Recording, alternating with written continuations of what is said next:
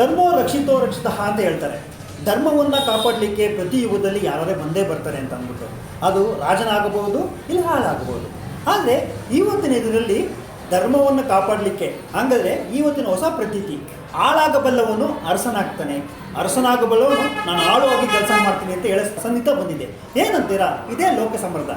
ಒಬ್ಬ ಸಾಮಾನ್ಯವಾಗಿ ಜನಸೇವಕನಾಗಿ ಶ್ರೀ ಲಕ್ಷ್ಮಣವರು ನಾನು ಇವತ್ತು ಜನಸೇವೆ ಮಾಡ್ತೀನಿ ಅಂತ, ಆಳಾಗಿದ್ದನು ನಾನು ಜನಸೇವೆ ಮಾಡ್ತೀನಿ ಅಂತ ಬಂದಿದ್ದಾರೆ.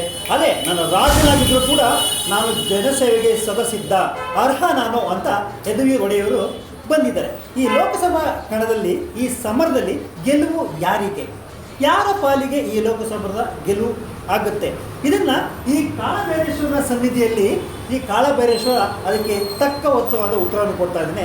ನೀವೇ ನೋಡಿರೋದು ಭೈರವನ ಸನ್ನಿಧಿಯಲ್ಲಿ 2 ಭಾವಚಿತ್ರವನ್ನು, ಅಂದರೆ ಶ್ರೀ ಲಕ್ಷ್ಮಣವರು ಮತ್ತು ಯದುವೀರ್ ಒಡೆಯವರ ಭಾವಚಿತ್ರವನ್ನು ಇಡಲಾಗುತ್ತೆ. ಇಟ್ಟು ಶ್ರೀ ಭೈರೇಶ್ವರನಲ್ಲಿ ಪ್ರಶ್ನೆ ಕೇಳಲಾಗುತ್ತೆ, ಯಾರು ಈ ಲೋಕಸಮರದ ಈ ಚುಕ್ಕಾಣಿ, ಹಾಗಾದರೆ ಸೌಭಾಗ್ಯವನ್ನು ಪಡೆಯಲಿಕ್ಕೆ, ಜನ ಮನ್ನಣೆ ಪಡೆಯಲಿಕ್ಕೆ ಯಾರು ಅಂತ ಒಂದು ಉತ್ತರವನ್ನು ಕೇಳಿದಾಗ ಅದು ನಿಮ್ಮ ಮುಂದೆ ಉತ್ತರ ಕೊಡ್ತಾನೆ. ಹೇಗೆ ಅಂತ ನೋಡಿ. ಈಗ 2 ಭಾವಚಿತ್ರವನ್ನು ಇಡಲಾಗುತ್ತೆ.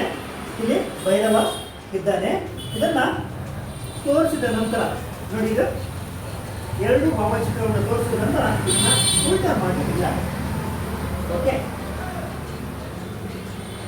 ಉಲ್ಟಾ ಮಾಡಿ ಇಟ್ಟು ಈಗ ಭೈರವನಲ್ಲಿ ಉತ್ತರವನ್ನು ಯಾರು ಈ ಲೋಕಸಭಾ ಇದರಲ್ಲಿ ಯಾರು ವಿಜೇತರಾಗ್ತಾರೆ ಅನ್ನೋ ಒಂದು ಉತ್ತರವನ್ನು ಕೇಳಲಾಗುತ್ತೆ.